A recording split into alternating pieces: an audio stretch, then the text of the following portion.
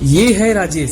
15 साल से वह दिल्ली में एक छोटी सी दुकान चला रहा है। हर सुबह 7 बजे वो दुकान खोलता है इस उम्मीद के साथ कि आज कस्टमर आएंगे, लेकिन आजकल कुछ अलग ही चल रहा है। उसकी दुकान में बिक्री रुक सी गई है, खर्चे बढ़ रहे हैं और फायदा कम हो रहा है। राजेश अकेला नहीं है, देश भर के छोटे बिजनेसमैन, किसान और मजदूर भी यही महसूस कर रहे हैं।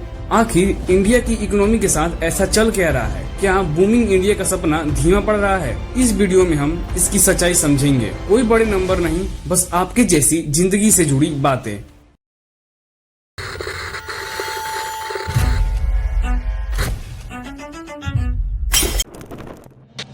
इकोनॉमी में हो क्या रहा है? इकोनॉमी को एक बड़ी मशीन की तरह सोचो। जब ये तेजी से चलती है तो बिजनेस बढ़ते हैं, लोगों को नौकरी मिलती है और सबको फायदा होता है।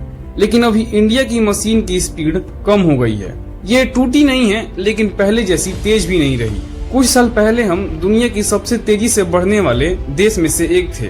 आज वो स्पीड धीमी पड़ गई है। इसका मतलब है नौकरी कम हो गई है, रोजमर्रा का सामान महंगा हो रहा है और राजेश जैसे लोगों की मुश्किलें बढ़ रही है। ये क्यों हो रहा है?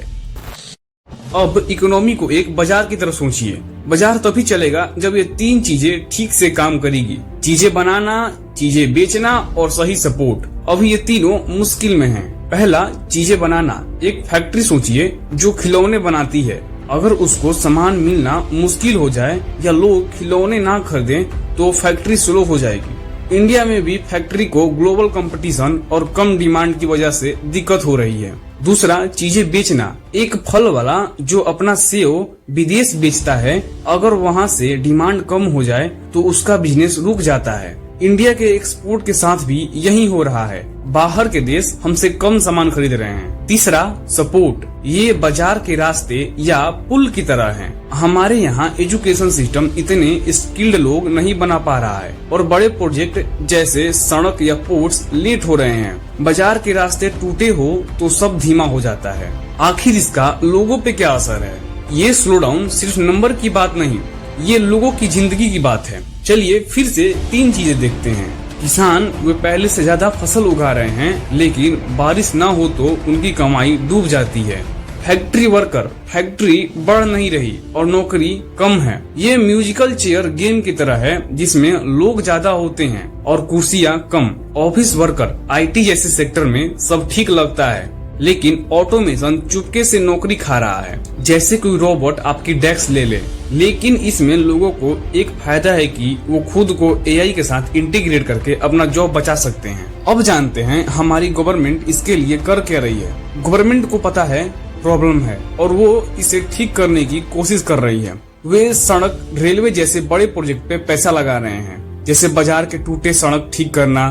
बिजनेसेस को टैक्स कम करके इंकरेज कर रही है और बैंक से सस्ता लोन दिलवा रही है। लेकिन ये सब टाइम लेगा। जैसे एक पेड़ लगाओ तो फल तुरंत नहीं मिलता है। तो ये कदम अच्छे हैं, लेकिन अभी भी धीरे हैं। अब आते हैं सोल्यूशन पे। क्या किया जा सकता है? तो मशीन की स्पीड कैसे बढ़ाएं? फिर से 3 सिंपल आइडिया। एजुकेशन ठीक करो, ऐसी पढ़ाई करो जो काम आए। कोडिंग सीखो, मशीन ठीक करना सीखो। जो किताब में पढ़ रहे हो उसको इम्प्लीमेंट करो। किताबें रटने से काम नहीं चलेगा।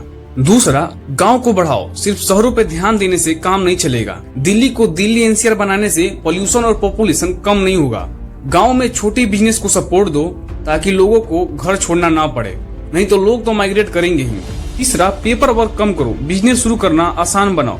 कम पेपर वर्क, कम डिले, लोगों को अपने सपने पूरे करने दो। इंडिया में आज भी लोगों को ATM से पैसे निकालने नहीं आते हैं और यहाँ एक दुकान खोलने के लिए पेपर वर्क इतना है कि पूछो मत। लोग अपने पैसे को FD करवा लेंगे लेकिन बिजनेस नहीं करेंगे। अब जाते जाते बात कर लेते हैं कंक्लूजन पे। इंडिया का इकोनॉमिक स्लो डाउन नंबर का खेल नहीं, ये राजेश जैसे लोगों की कहानी है जो मेहनत तो कर रहे हैं लेकिन रुक सा गए हैं। अच्छी बात यह है कि सही चीज से हम मशीन को यानी इकोनॉमी को फिर से तेजी से चला सकते हैं। ये आसान नहीं, लेकिन मुश्किल भी नहीं। अगर ये वीडियो पसंद आए तो लाइक कीजिए, दोस्तों के पास शेयर कीजिए या ना कीजिए, सब्सक्राइब जरूर कीजिए। तो मिलते हैं अगले वीडियो में अगले टॉपिक के साथ।